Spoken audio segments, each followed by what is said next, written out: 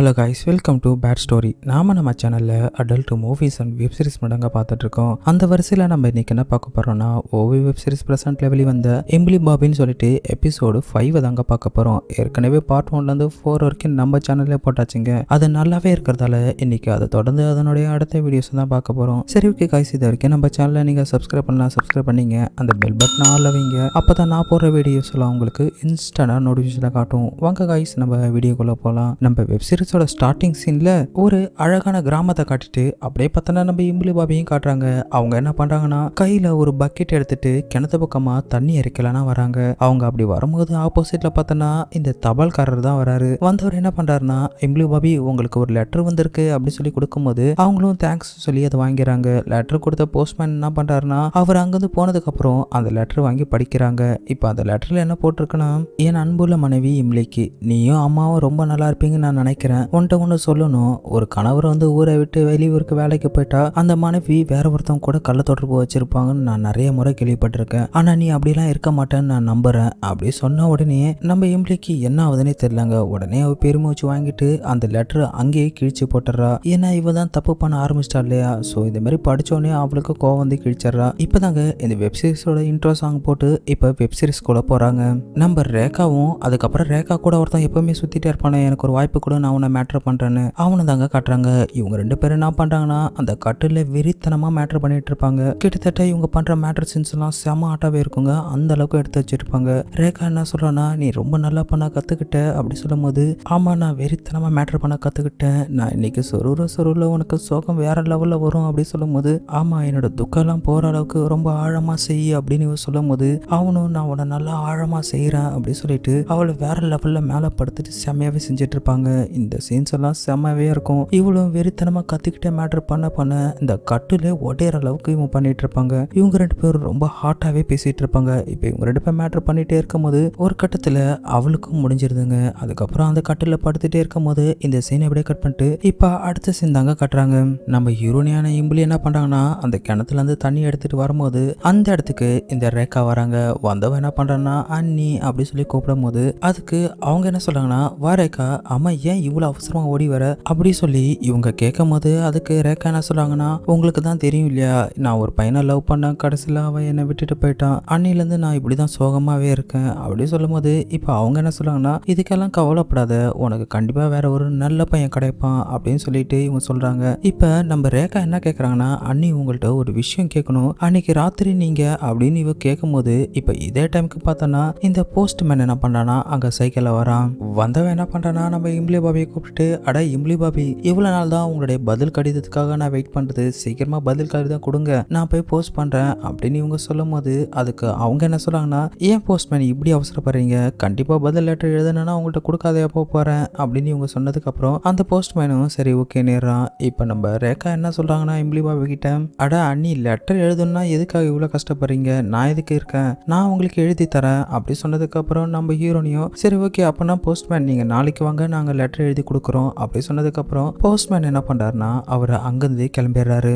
அதுக்கப்புறம் நம்ம ஹீரோயின் என்ன பண்றாங்கன்னா, சரி ஓகேவா நம்ம போய் லெட்டர் எழுதுவோம் அப்படின்னு சொல்லிட்டு ரேகாவை கூப்பிட்டு போகும்போது இந்த சீன் அப்படியே கட் பண்ணிட்டு இப்ப அடுத்த சீன் பார்த்தோன்னா நம்ம இம்ப்ளி பாபியை தாங்க காட்டுறாங்க.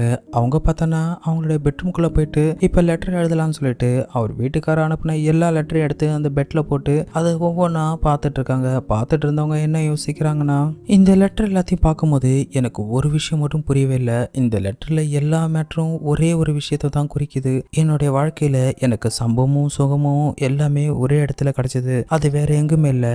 இந்த போஸ்ட்மேனும் ஏன் அதுக்கப்புறம் அந்த மைனர் இருக்காரையா அவர்கிட்ட அன்னைக்கு ஒரு வாட்டி நான் தனியா என்னோட சுயன்பம் பண்ணிட்டே இருக்கும் போது என்னாச்சுன்னா அப்படின்னு சொல்லிட்டு இவங்க பிளாஷ்பேக் போறாங்க. நம்ம ரெண்டாவது பார்ட்ல பார்த்தோன்னா நம்ம ஹீரோனி ஒரு முள்ளுக்காடு பக்கமா போயிட்டு அவங்க ஒரு கத்திரிக்காய் வச்சு நின்னுட்டு வேற லெவல்ல சுயன்பம் பண்ணிட்டு இருப்பாங்க. அவங்க அப்படி தன்னை மறந்து அந்த கத்திரிக்காய் வச்சுட்டு சுயன்பம் பண்ணிட்டே இருக்கும்போது இப்ப அங்க என்ன ஆகுதுன்னா யாரோ ஒருத்தவங்க இவரோட முகத்துல டார்ச் லைட் அடிச்சிருப்பாங்க இல்லையா, அதோட அந்த எபிசோட முடிச்சிருப்பாங்க. அப்ப அது என்ன ஆச்சுன்னு காட்டியிருக்க மாட்டாங்க. இப்பதாங்க அது முழுசாவே காட்டுறாங்க. அந்த டார்ச் லைட் அடிச்சது வேற யாரும் இல்லைங்க, அந்த மைனர் இருக்கார் இல்லையா, அந்த கிழவன் தான். முகத்துல டார்ச் பட்டோடனே நம்ம ஹீரோனை என்ன சொல்றாங்கன்னா, யார் அது இந்த நேரத்துல என் முகத்துல டார்ச் அடிக்கிறது, தைரியமா இருந்தா என் முன்னாடி வந்து நில்லுங்க அப்படின்னு நம்ம ஹீரோனி பயங்கரமா கத்தும் போது இப்ப அந்த மைனர் தாத்தா என்ன பண்றாருன்னா நேரா அவருடைய முன்னாடி வந்து நின்னுட்டு, அட இம்லி நீயா அப்படி சொல்லி கேட்கும்போது அதுக்கு அவ என்ன சொல்றான்னா, இந்த நேரத்துல என்ன பண்ற நீ அப்படின்னு சொல்லி கேட்கறா. அதுக்கு இவர் என்ன சொல்றாருன்னா, பரவாயில்ல இம்லி நீ பெரிய பெரிய வேலை எல்லாம் பண்ற அப்படின்னு இவர் சிரிச்ச மாதிரியே சொல்றாரு.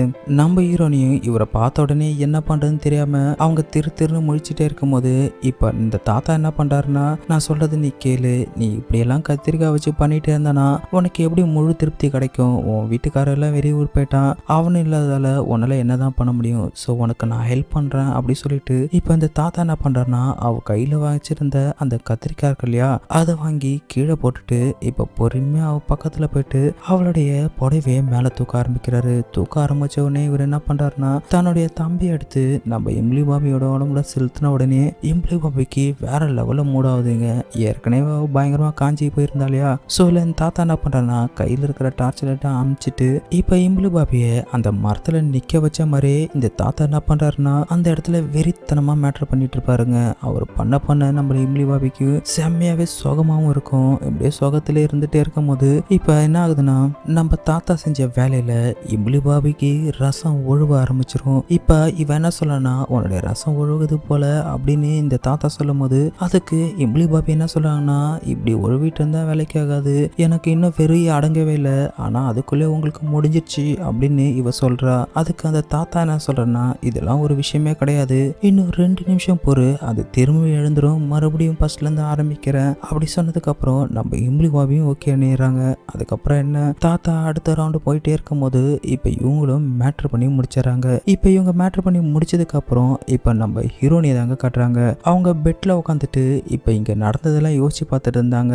இப்ப பிளாஷ்பேக் முடிஞ்ச உடனே இப்ப நம்ம இம்லி பாபி என்ன சொல்றாங்கன்னா, 1000 தான் இருந்தாலும் நான் அடுத்தவன் பண்டாட்டி, இருந்தாலும் என்ன பண்றது, அவர் வெளியூர்ல போனதால எனக்கு என்னுடைய உடல் பசி அப்படியே அடக்கிறதுன்னு தெரியல, ஆனா தாத்தா பண்ண வேலையில எனக்கு வேற லெவல்ல அன்னைக்கு மூடாச்சு, இருந்தாலும் அவர்கிட்ட கிடைச்ச சுகம் ஒரு வயசானவர்கிட்ட கிடைச்சதுன்னு நினைச்சா எனக்கு கொஞ்சம் கஷ்டமா தான் இருக்கு, வேற என்ன பண்றது, அவர் பண்ண மாதிரி இது வரைக்கும் யாருமே பண்ணது கிடையாது, அவரை அந்த அளவுக்கு நான் அன்னைக்கு என்ஜாய் பண்ணேன், இதோட நிக்க போறது கிடையாது, இன்னும் என் வீட்டுக்கார வர வரைக்கும் என்னோட உடல் பசி அதிகமாக தான் இருக்கும், என்னோட உடல் பசி இன்னும் குறையறதுக்கு நான் இன்னும் நிறைய பேர்த்த தேடி ஆகணும், கண்டிப்பா நான் வேற ஒருத்தவங்களை அணுகுவேன் அப்படின்னு சொல்லிட்டே இருக்கும் போது இந்த எபிசோடு முடிச்சிருப்பாங்க.